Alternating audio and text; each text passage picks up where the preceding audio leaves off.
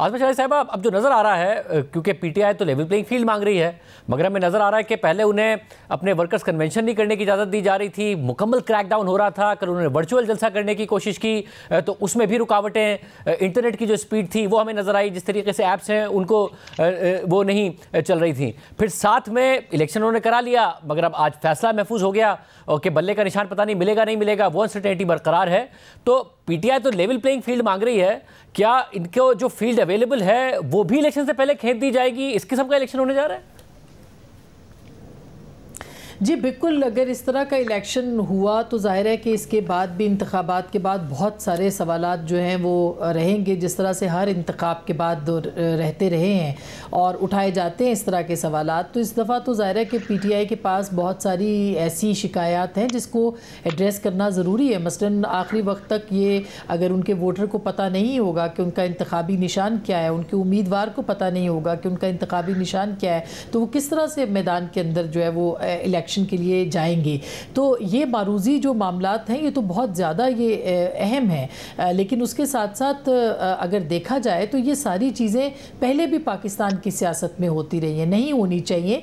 ज़रूरी नहीं है कि 2018 के जिस तरह के इंतखाबात हुए थे उसी तरह का इंतखाब 2024 के अंदर भी कर दिया जाए। बहुत सारे हालात जो है वो बदल चुके हैं। मसलन सेंसरशिप की बात है तो शाहजेब मुझे ये बताइए कि क्या जो कल किसी भी सोशल मीडिया प्लेटफॉर्म के ऊपर जलसा नहीं सुन सका, अव्वल तो वो जलसा नहीं था, उससे इतना खौफजदा होने की ज़रूरत नहीं है, क्योंकि एक परसेप्शन जो है वो बनाई जा रही है और बड़ी कामयाबी के साथ पाकिस्तान तहरीक इंसाफ वो परसेप्शन बना रही है कि वो डोमिनेट कर रहे हैं और वो 2/3 मेजॉरिटी के साथ जो है वो सामने आएंगे। मेरा नहीं ख्याल कि परसेप्शन से जो है वो खौफजदा होना चाहिए। और ये अगर आप समाजी जो राब्तों के प्लेटफॉर्म्स हैं उनके अंदर पाबंदियाँ होंगी, वो सेंसर किया जाएगा या उसको नहीं लोगों तक पहुँचने दिया जाएगा, तो मेरा ख्याल है कि ये कोई अच्छा ना तो हथियार है ना ही इसमें कोई कामयाबी होगी।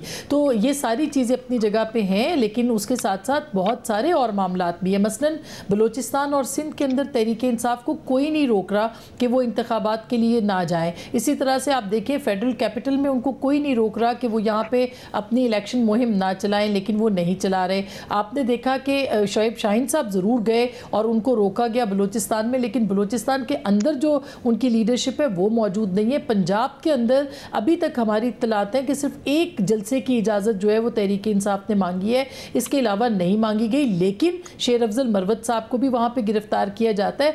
तो बहुत सारे मसाइल हैं, लेकिन इसके साथ ये सवाल भी अपनी जगह पे बहुत अहम है कि खैबर पख्तूनख्वा में जो उनकी इलेक्शन मुहिम है पाकिस्तान तहरीक इंसाफ की वो भी चल रही है और पंजाब के अंदर भी उनकी लीडरशिप या तो गायब है या बाहर निकलने को तैयार नहीं है। तो मेरा ख्याल है कुछ लेवल प्लेइंग फील्ड का मसला तो है ही, इसमें तो कोई दो राय नहीं, लेकिन खुद तहरीक की जो तंजीम है वो मौजूद नहीं नजर। ज़ाहिर बहुत सारे खैबर पख्तूनख्वा भी रहनुमा हैं जो कि रूपोश हैं, उन्हें भी ये ज़ाहिर खौफ है कि उन्हें गिरफ्तार किया जाएगा, फिर पार्टी छुड़वाने के लिए मजबूर किया जाएगा। बट मुनीर फारूक साहब, खबर क्या है इलेक्शन कमीशन के हवाले से भी और जो दीगर मामलात के हवाले से भी? ऐसी बहुत सारी खबरें हैं जो आपने पहले दी हैं, क्या जो फील्ड है वो भी खींच ली जाएगी या कहीं ना कहीं ये दबाव उन्हें कोई इलेक्शन से पहले और इलेक्शन कंटेस्ट करने के लिए फील्ड मिलेगी, बल्ले का निशान मिलेगा? बहुत शुक्रिया शाहजेब साहब। बदकिस्मती से जो इंडिकेशंस हैं वो अगर मैं बहुत ही कंजर्वेटिव सा आपके सामने एक पॉइंट ऑफ व्यू रखूं, या अगर मैं ये कहूं कि जो बातें आपको बहसियत काफी आपको भी पता लगती है, आसमा शाही साहबा को पता लगती है, तो एक रेगुलर एक्सरसाइज है कि आप भी उनकी शिफ्टिंग करते हैं कि इसमें किस हद तक रियलिटी है या क्या हो सकता है। कुछ प्लान्स होते हैं जिनको फिर आपको देखना पड़ता है कि वो एग्जीक्यूट किसी के हो पाते हैं या नहीं। बदकिस्मती से इस वक्त जो हालात या वाकयात है वो तो ये इशारा दे रहे हैं, और जो इन्फॉर्मेशन है वो ये इशारा दे रही है कि पाकिस्तान तहरीक इंसाफ के लिए लेवल प्लेइंग फील्ड तो शायद दूर की बात है, शायद फील्ड ही ना रहे। और ऐसी सूरत हाल में जो बैटल ग्राउंड है उसके अंदर फील्ड नहीं रहेगी। और बैटल ग्राउंड किसी भी जमात के लिए पंजाब इसलिए होता है क्योंकि सबसे ज्यादा नशिस्तें यहाँ पर है। जिसने पंजाब के अंदर अपने पंजे गाड़ लिए वो इक़्तिदार के करीब हो जाता है। तो पंजाब ही बैटल ग्राउंड है किसी भी सियासी जमात के लिए। बदकिस्मती से यहाँ पाकिस्तान तहरीक इंसाफ को वो मसाइल आज पेश आ रहे हैं जो कि 2018 में मुस्लिम लीग नून का हिस्सा बन रहे थे। ये जरा मामला ओवर द टॉप इसलिए चला गया है कि इसकी नौयत फर्क हो गई है, और जो सियासी मामलात, मसाइल और बहुत सारे ऐसे इश्यूज थे जो कि मुस्लिम लीग नून की क़यादत ने किए भी नहीं थे और उन्हें दरपेश भी नहीं थे। वो इमरान खान साहब के सामने भी आ गए और उन्होंने कुछ में बल्कि काफियों में हिस्सा भी डाल दिया। लिहाजा इस वक्त जो खबर है बदकिस्मती से वो तो यही है कि पाकिस्तान तहरीक इंसाफ के लिए कोई अच्छा माहौल नहीं होगा इलेक्शंस के जैसे जैसे आप करीब जाएंगे। जो आपको माइक्रो मैनेजमेंट नजर आ रही है इलेक्शन कमीशन की कंडक्ट के अंदर, उसके अंदर एक सवाल ये जरूर पैदा होता है कि जिन बुनियादी सवालात के जवाबात तहरीक इंसाफ नहीं दे पाई, क्या उनको महज टेक्निकल फ्लॉज समझकर ओवरलुक किया जा सकता है या नहीं किया जा सकता। अगर तो आपने हाइपर टेक्निकलिटीज में जाना है तो फिर तो किसी जमात का इंट्रा पार्टी इलेक्शन जो है वो शायद उस मेयार पर ना उतरे जो कि इलेक्शन कमीशन को मंजूर हो। लेकिन जो हालात आपको नजर आ रहे हैं उससे तो कम से कम ये बात वाज़ेह हो रही है कि पाकिस्तान तहरीक इंसाफ के लिए मसाइल कम नहीं होंगे और शायद बढ़ेंगे भी। और इसके एक लॉजिकल बात ये भी शायद ज़हन में आती है कि जिस तरीके से तहरीक इंसाफ को इक़्तिदार से वो निकली और जैसे आई थी फिर जैसे निकली, तो किसी ने दोबारा इक़्तिदार में लाने के लिए तो उनको इक़्तिदार से अलहदा नहीं किया था। और आसमा ये बताइएगा कि अब अचानक सरफराज भुट्टी साहब जब रिज़ाइन करते हैं उसके बाद पीपल्स पार्टी ज्वाइन करते हैं, फिर कुद्दूस बिजंजो, कुछ जो शिकायत थी पीपल्स पार्टी की वो क्या कहीं ना कहीं दूर हो रही हैं? जी बिल्कुल, मेरा ख्याल है कि पाकिस्तान के अंदर जो पावर बैलेंस है वो हमेशा से किसी वक्त भी वो डिसबैलेंस हो सकता है। देखा है कवाकिब कुछ नज़र आते हैं, कुछ पहले इलेक्टेबल्स की सियासत जो थी वो पाकिस्तान मुस्लिम लीग नवाज़ के लिए नज़र आई थी, लेकिन फिर पाकिस्तान पीपल्स पार्टी ने भी अपने पत्ते जो है वो खेलने शुरू किए। तो बलूचिस्तान में अभी भी सरप्राइजेज़ और भी मिल सकते हैं, और सिर्फ बलूचिस्तान में नहीं मिल सकते, मुख्तलिफ़ जगहों पर मिल सकते हैं। लेकिन उसकी एक बड़ी वजह आप ज़रूर पाकिस्तान पीपल्स पार्टी को थोड़ा क्रेडिट दीजिए कि वो मैदान में निकले हैं, मैदान उन्होंने खाली नहीं छोड़ा, वो गैप उन्होंने जो है वो फिल करने की कोशिश की है किसी हद तक, जो कि तहरीक इंसाफ की एब्सेंस में क्रिएट हुआ था। दूसरी तरफ अगर आप पाकिस्तान मुस्लिम लीग नवाज़ को देखें, उनके लिए बहुत सारे वादे वईद पूरे करने नामुमकिन हो रहा है, मुश्किल हो रहा है। फिर वो फील्ड के अंदर नहीं निकले, फिर वो तकिया शायद बहुत ज़्यादा कर रहे हैं बहुत सारी चीज़ों के ऊपर, और खुल के खेलने के लिए उनको मैदान जो दस्तयाब है इस वक्त उसका भी पूरी तरह से फ़ायदा नहीं उठा रहे। अब किसी ना किसी को तो वो वैक्यूम जो क्रिएट हुआ है उसको फिल करना था। पाकिस्तान पीपल्स पार्टी ने खैबर पख्तूनख्वा में भी और बलूचिस्तान के अंदर भी अपनी जो एफर्ट्स हैं वो उन्होंने दिखाई हैं, और वो नज़र आते हैं फील्ड के अंदर, लोगों से मिल रहे हैं, जोड़ तोड़ कर रहे हैं और अपनी फ़िज़ा बना रहे हैं। दूसरी तरफ जाहिर है कि जो पावर कॉरिडोर्स हैं वो भी इस चीज़ को देखेंगे, वो भी पूरी तरह से किसी एक पार्टी के साथ ना तो ख़ुद को वाबस्ता कर सकते हैं, ना वो करना चाहते हैं, ना ही शायद कोई इस तरह का इंप्रेशन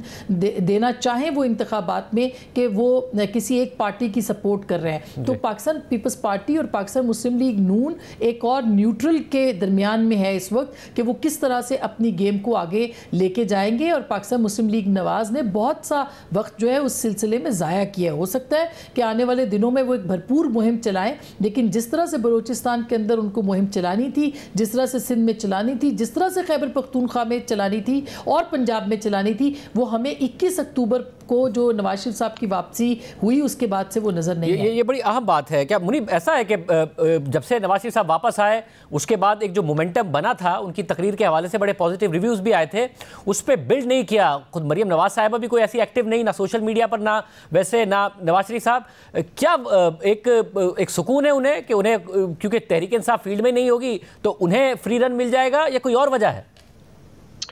देखिए, जो शाहजेब साहब असेसमेंट होती है आपकी, किसी की, आपकी या मेरी या आसमा शाही साहबा की, मेरी असेसमेंट पर्सनल तो ये है कि मुस्लिम लीग नून को मियां नवाज शरीफ साहब की वापस तशरीफ आवरी से पहले ही एक मसला था, और शायद इसका एहसास मियां नवाज शरीफ साहब को भी था कि पाकिस्तान के अंदर वापस जाकर क्या बयानिया बनाना है, वोटर को क्या देना है। अगर मैं इसको बहुत सादा अल्फाज में कहूँ कि वोटर को क्या बेचना है, ख्वाब बेचने हैं, माजी के मसाइल बेचने हैं।